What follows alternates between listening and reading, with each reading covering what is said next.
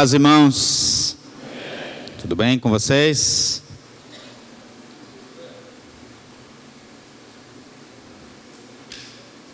Diga assim ao irmão que está do seu lado, pode ser da direita, pode ser da esquerda, só toma cuidado para você não falar para o da direita, ele olhar para o da esquerda e um não olhar para o outro. Mas diga assim: Deus tem uma palavra para o seu coração e para a sua mente hoje à noite. Amém? Abra sua Bíblia comigo em Romanos capítulo 12. Esse trecho das Escrituras é um trecho muito familiar para muitos dos irmãos, muito conhecido de muitos dos irmãos.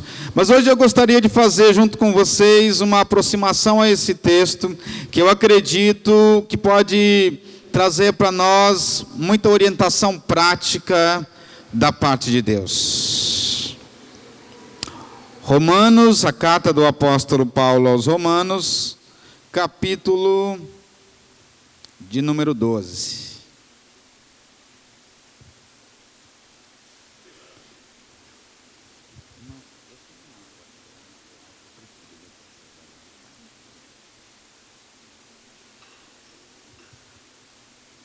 Os irmãos acharam? Amém? Romanos capítulo 12.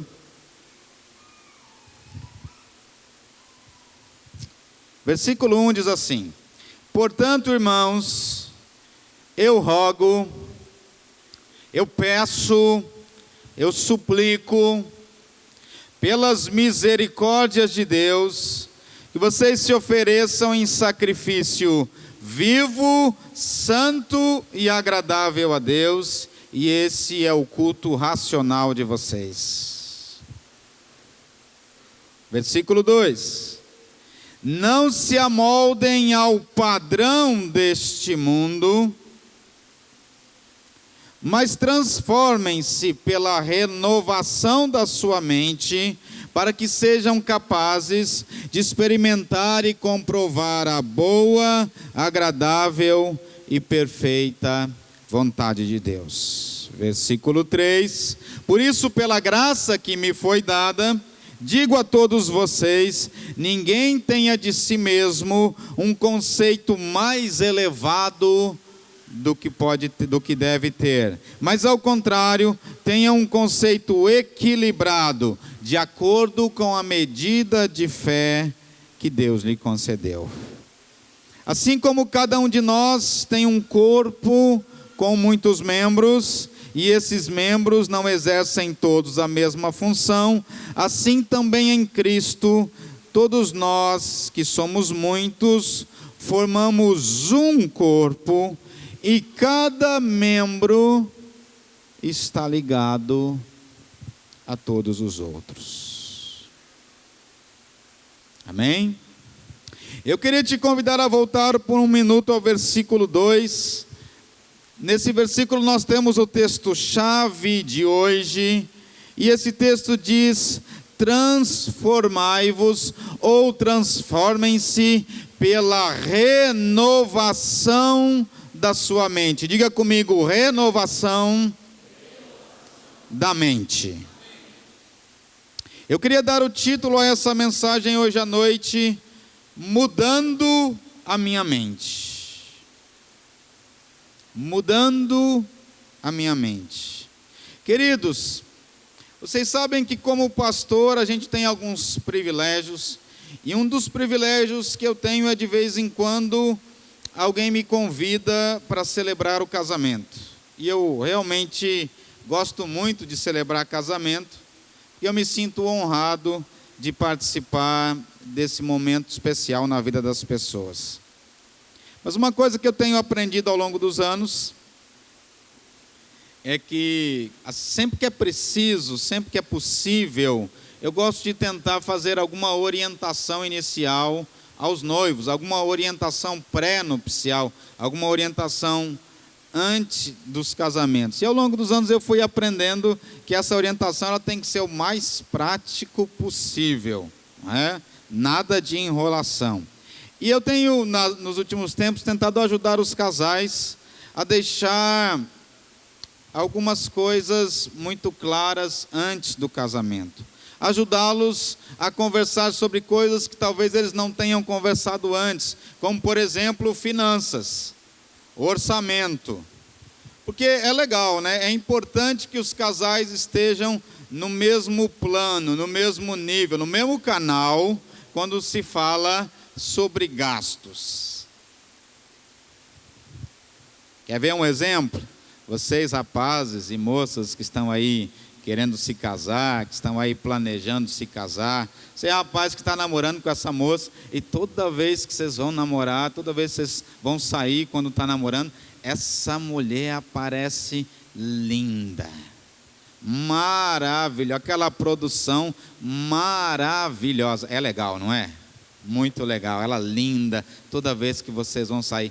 Você só não percebeu ainda que do outro lado dessa produção toda, dessa beleza toda, tem uma conta do cartão de crédito que vai chegar. E por enquanto é capaz que está chegando para o pai dela, ou ela mesma está pagando. Mas quando vocês casarem, a conta vai continuar chegando e esse negócio pode trazer alguma dificuldade. Outra coisa que eu gosto de fazer, que parece meio óbvia, mas é útil, é gastar um tempo com os noivos analisando uma lista de responsabilidades básicas do lar e perguntando para os dois quem nesse relacionamento é que deverá fazer essa tarefa. Alguma coisa para deixar claro, quem dos dois você acha que deverá, por exemplo, tirar o lixo, levar o lixo para fora? Quem dos dois vai ser responsável por arrumar a cama? Os dois? Esse negócio de os dois é complicado, porque um deixa para o outro e fica a cama sem arrumar, né? Quem vai lavar a roupa? O que levanta por último. É uma ideia. Quem vai fazer o jantar? Quem vai lavar a louça? Parece simples, mas é importante, porque muitas vezes acontece assim.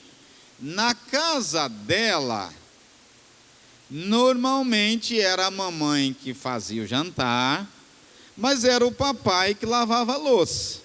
Então, na cabeça, ela cresceu entendendo e aprendendo que quem lava a louça é o papai, é o marido. Mas na casa dele, sempre foi assim. Era a mamãe que fazia o jantar e a mamãe que lavava a louça também. E aí ele cresceu aprendendo e entendendo que quem deve lavar a louça é a mamãe, a esposa. Já viu a confusão que vai dar esse negócio?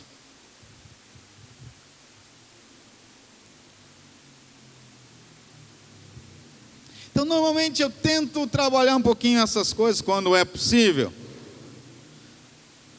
para ajudar eles a entrarem no casamento sem ter que ficar discutindo tanto sobre quem vai fazer o que, ou pelo menos já sabendo o que o outro está esperando, quais são as expectativas um do outro sobre os papéis que eles devem ter no relacionamento. E eu acredito que em qualquer relacionamento, para que ele seja saudável, é importante deixar claro de quem é cada responsabilidade. Esse é um dos motivos também, porque nos cursos de casais a gente tem sempre lições sobre o papel do marido, o papel da esposa, o papel dos pais, o papel dos filhos. Onde você quer chegar com tudo isso, pastor? Eu quero chegar no seguinte ponto: no nosso relacionamento com Deus, é importante que a gente também tenha uma compreensão clara do que é responsabilidade de Deus e do que é minha responsabilidade. Porque Deus tem projetos, tem planos extraordinariamente superiores para nós, planos abundantes para a nossa vida. A palavra de Deus, ele diz assim: eu sei os planos que eu tenho para você, planos de paz, planos de prosperidade e não de mal, para te dar o fim que você espera, que você deseja. Mas nessa vida que a gente vive com Cristo, enquanto a gente segue ao Senhor, há uma parte no nosso relacionamento com Ele que só Deus pode fazer, mas há também uma responsabilidade que a gente precisa carregar como cristão. E quando a gente olha para esse livro de Romanos, para a carta de Paulo aos Romanos, desde o início do capítulo 1 até o final do capítulo 11, Paulo gasta um bom tempo ajudando essa igreja de Roma a estabelecer e entender a parte de Deus nessa nova aliança com Ele. E se você puder durante a semana tirar um tempo e investir um tempo em ler esse texto, esses capítulos 1 a 11, em estudar esses capítulos 1 a 11, você vai descobrir que esse é um dos mais abrangentes resumos do Evangelho, da nova aliança em Cristo que nós temos em toda a Escritura.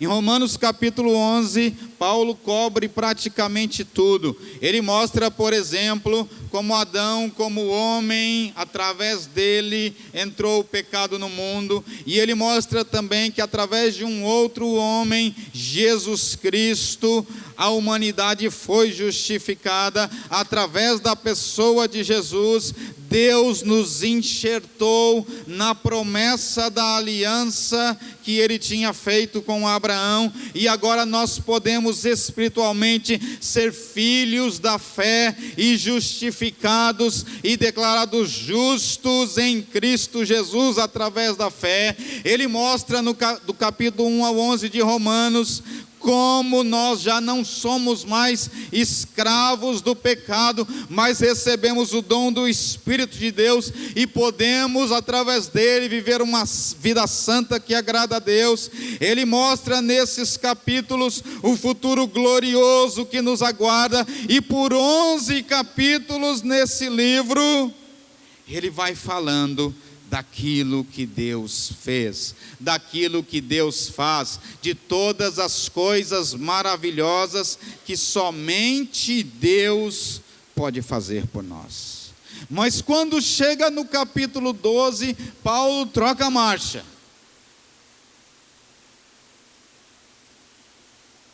Paulo troca a marcha e diz: irmãos, portanto, pois por causa de todas essas misericórdias de Deus, por tudo isso que eu já expliquei para vocês, que Deus fez e faz, por todos esses capítulos anteriores, por todo o amor de Cristo que eu já descrevi para vocês, eu peço a vocês, eu suplico a vocês. E aí ele começa a explicar o que é a nossa responsabilidade. E ele gasta o restante do livro compartilhando o que é que a gente precisa fazer para viver uma vida que seja santa e agradável a Deus, em resposta às misericórdias de Deus.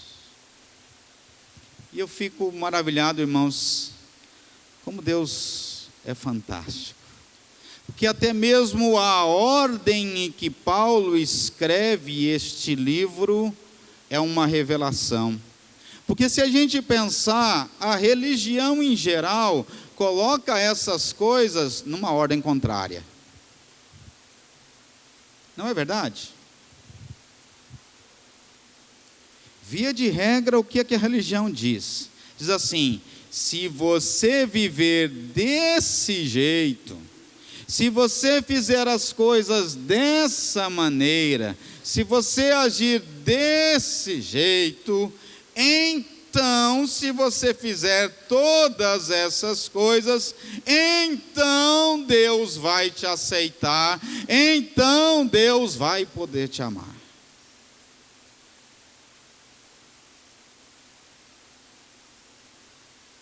Mas no Evangelho não é assim. E Paulo escreve exatamente o contrário. Ele diz: não! Deus já te amou, Deus já te declarou justo, Deus já disse que você é filho dele, Deus já fez tudo o que era necessário para que você pudesse ser salvo, para que você pudesse ser livre da escravidão do pecado. Deus já enviou o seu filho, Deus já te aceitou como você é. Então eu não tenho que mudar para que Deus me ame, mas em resposta ao amor de Deus, em resposta à misericórdia e graça do Senhor, é que Paulo diz: eu peço a vocês que vocês se apresentem como um sacrifício vivo, santo e agradável a Deus, que é o vosso culto racional. Aleluia.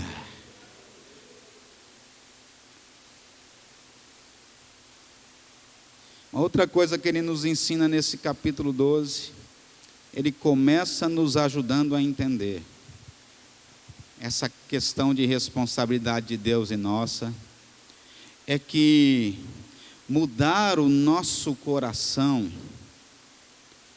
é um trabalho de Deus, mas mudar a nossa mente é nossa responsabilidade.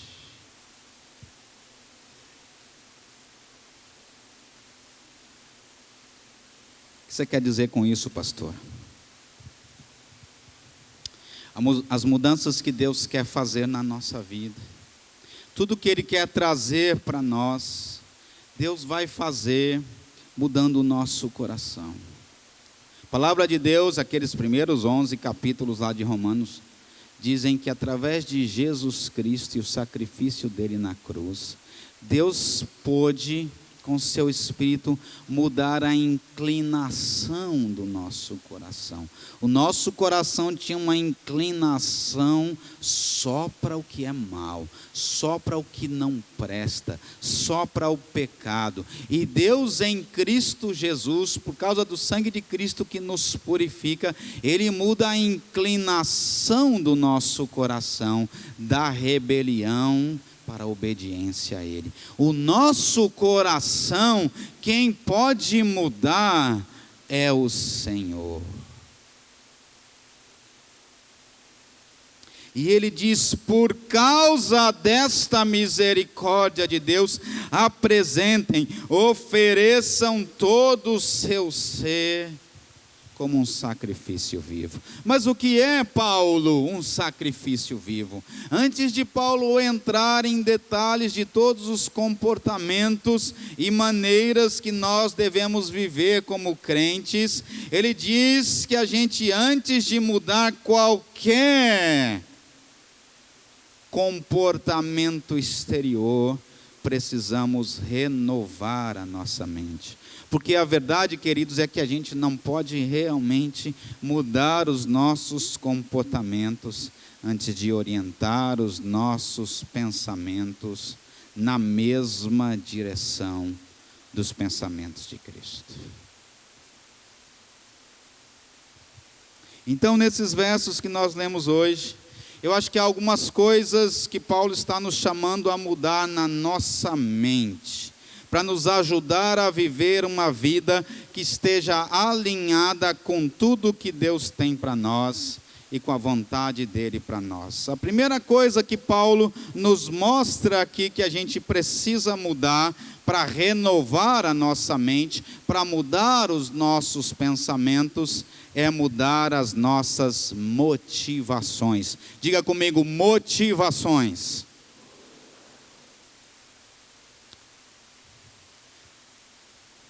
Essa primeira coisa está lá no verso 2, e Paulo escreve assim: não se amoldem, não se conformem com o padrão desse mundo. Eu falei com os irmãos no primeiro culto, essa palavrinha aqui, não se amoldem, não se conformem com o padrão deste mundo, essa palavrinha ela tem a seguinte ideia: quem é que gosta de fazer bolo?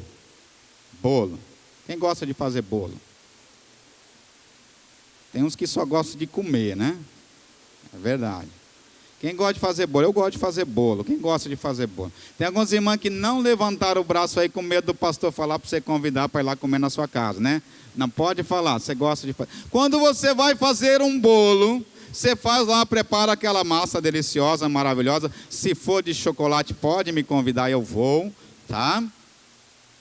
E você coloca aquela massa, Ana Clara, numa forma quadrada. Como é que o bolo vai ficar, Ana Clara? Quadrado, muito bem, é isso mesmo. E se você colocar aquela massa numa forma redonda, vai ficar como? Certeza? Redondo. E se você colocar aquela massa, não tem nenhuma dessas coisas, coloca naquela forma furada lá de pudim, vai ficar como o bolo? Furado, não é?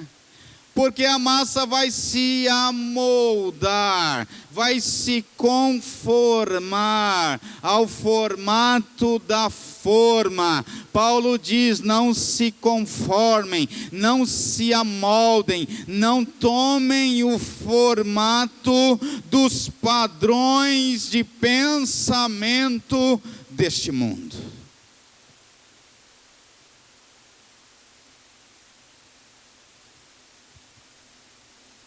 E eu sempre ouvi pregações sobre esse texto, que falavam muito sobre coisas externas, tipo a maneira como você se veste, ou que tipo de música você ouve, ou quais filmes você assiste. E eu não estou dizendo que a gente, como cristão, não deve ter um padrão para essas coisas, mas quando Paulo usa essa frase, o padrão do mundo, o que ele realmente está se referindo aqui é às intenções, às aspirações, às motivações por trás das coisas que nós fazemos. Quais são as nossas motivações como discípulos de Cristo? Nós temos, irmãos, que avaliar as nossas razões para fazer aquilo que nós estamos fazendo. Porque o padrão do mundo tem o hábito de estabelecer ídolos aos quais a gente corre atrás, e muitas vezes, como cristãos, a gente é pego correndo atrás das mesmas coisas que o mundo está correndo atrás. Por exemplo, sucesso, importância, prazer em todos os lugares errados que o mundo corre atrás.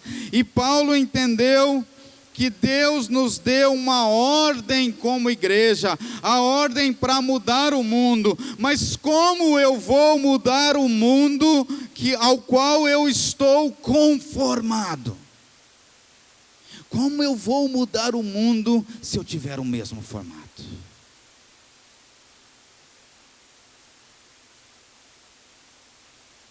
Então eu não posso ficar desperdiçando a minha vida buscando aquilo que o mundo está buscando.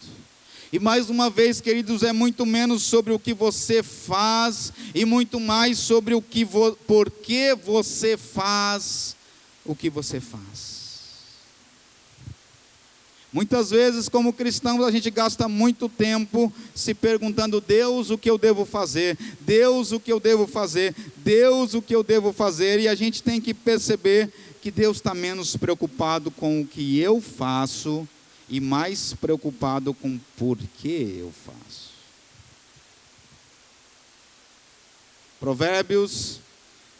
Em Provérbios diz que o caminho do homem parece puro para ele, mas somente Deus pode pesar os motivos do coração. Sabe essa ideia de pesar? Às vezes a gente não tem muita noção sobre essa ideia de pesar que está nesse texto, mas quando o autor de Provérbios escreveu esse texto, essa ideia de pesar estava relacionada com aquelas balanças antigas. Você lembra aquelas balanças antigas? Como é que eles faziam para pesar? Eles colocavam um padrão de peso de um lado da balança. Por exemplo, lá uma pedra de 1 quilo, um metal de 1 quilo, e aí colocava o produto, ainda tem, às vezes em alguma feira, alguma coisa, ainda tem, mas é raro, né? O produto do outro lado da balança para equilibrar até dar o mesmo peso do padrão. Quando a Bíblia diz que só Deus pode pesar as intenções do nosso coração, é que só Ele pode avaliar quais são as motivações que nos levam a fazer o que a gente está fazendo. Quais são as suas motivações? E eu comecei a pensar que talvez o motivo pelo qual alguns de nós estamos frustrados e desanimados hoje, pedindo a Deus para mudar certas coisas externas na nossa vida, é porque, em primeiro lugar, a gente não pensa: por que é que eu estou fazendo o que eu estou fazendo? Por exemplo, talvez você esteja tentando provar para alguém que te desrespeitou 10 anos atrás, provar alguma coisa para essa pessoa, alguém que às vezes não está nem prestando mais atenção na sua vida.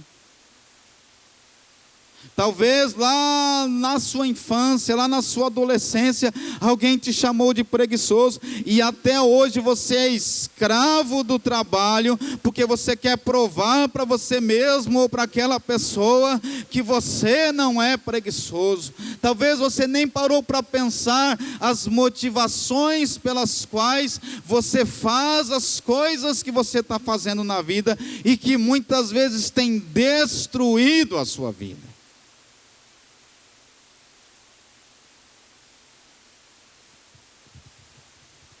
Por que é que eu estou postando isso na rede social? Eu estou postando isso para impressionar pessoas que me seguem na rede social e às vezes nem me conhecem realmente.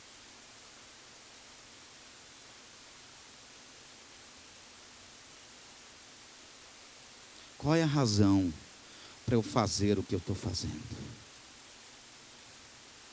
Irmãos, eu vou compartilhar com vocês assim, sabe, honestamente falando, a parte mais difícil de subir aqui e ministrar um sermão, de preparar um sermão e ministrar um sermão, não é ter algo de Deus para compartilhar. Se a gente subir aqui e compartilhar uma parte da Escritura, a graça de Deus vai tornar aquela porção da Escritura útil para abençoar muitas pessoas.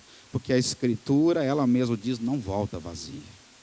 A parte mais difícil é passar pelo processo de estar diante de Deus e falar: Senhor, sonda o meu coração e me ajuda a eliminar os motivos errados, os motivos impuros que estão aparecendo na minha mente. Me ajuda a eliminar aquela motivação de querer impressionar as pessoas, porque se eu subir aqui para impressionar você, eu vou limitar aquilo que Deus vai fazer na minha vida e através da minha vida.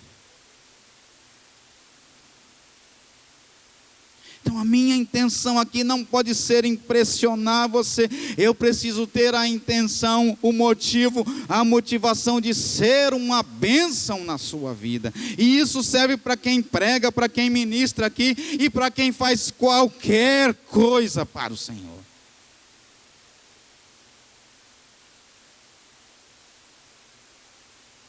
Se você está servindo a Deus no lugar que você está servindo, fazendo o que você está fazendo para impressionar o seu pastor, ou porque o seu pastor te pressionou, ou porque alguém disse que você não se dispõe a servir, se você está fazendo por qualquer motivo que não seja ser um instrumento de Deus para abençoar as pessoas, as suas motivações estão erradas, e Deus pode até usar você para abençoar as pessoas, como usa de repente um pregador que está aqui com as motivações erradas, mas isso vai limitar grandemente aquilo que Deus vai fazer na sua vida, aquilo que Deus vai trazer de recompensa para você ou para mim, quando a gente estiver fazendo o que está fazendo.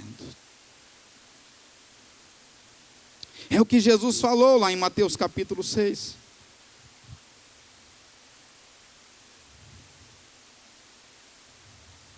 Não é?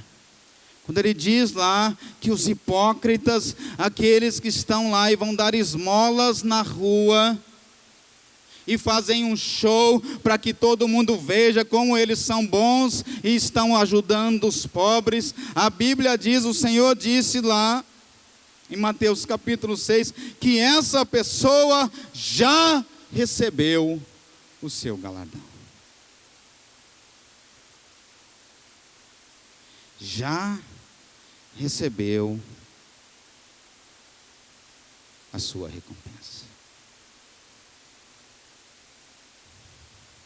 Como discípulo de Cristo, eu preciso viver para algo maior do que impressionar as pessoas. Minha motivação não pode ser fazer com que as pessoas me honrem, mas estar um dia em frente, de pé, do meu Pai no paraíso, e ouvir o Senhor olhar para mim e dizer: muito bem, servo bom e fiel. Mãe, entra no gozo do seu Senhor. Eu não estou vivendo para a glória aqui na terra. Eu não estou vivendo para receber glória aqui na terra. Eu estou vivendo para a glória do meu Pai que está nos céus. E Ele é digno de toda adoração, de toda honra, de toda glória, de todo louvor. Aleluia. Paulo então está dizendo: não se conformem com o padrão desse mundo, mas por causa de tudo que Deus já fez, vivam de maneira que traga honra e glória para Ele. Então, irmãos, eu tenho que pensar sobre os meus motivos, sobre as minhas motivações, para poder começar a mudar a minha mente, a renovar a minha mente. Mas Paulo também fala sobre um outro assunto. No próximo versículo, ele começa a falar sobre um outro assunto. Olha o que ele diz: ninguém tenha de si mesmo um conceito mais elevado do que deve ter, mas ao contrário, tenha um conceito equilibrado. Então, se eu preciso olhar as minhas motivações para renovar a minha mente, para mudar a minha maneira de pensar, em segundo lugar, eu preciso também mudar a minha compreensão da minha identidade. Paulo começa a falar sobre identidade. Esse versículo, em outras palavras, é mais ou menos assim: não pense sobre você mesmo mais do que você devia. E como é fácil a gente pensar, não é? Como é fácil a gente se achar. Como é fácil a gente ser aquele cara que está na vida, vivendo a vida mais ou menos assim. Daquele tipo que você está no lugar e alguém dá um sinal com a mão. E você começa, nem conhece a pessoa, né? Dá um sinal com a mão também, responder. E de repente você percebe que aquela pessoa está acenando não para você, mas para o cara que está atrás de você. Já aconteceu? Pensa mais do que você é. Nem era para você.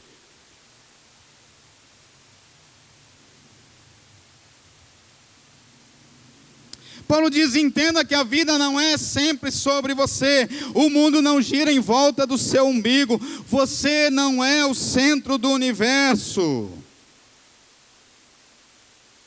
Não pense sobre você mais do que deveria. Não tenha um conceito mais elevado do que devia ter. Uma outra tradução diz: não pense de si mesmo mais do que convém. E muita gente pensa que Paulo, nos chamar a essa vida de humildade no Senhor, está nos chamando a pensar sobre nós menos do que convém. Também não é verdade. Não é isso que ele diz.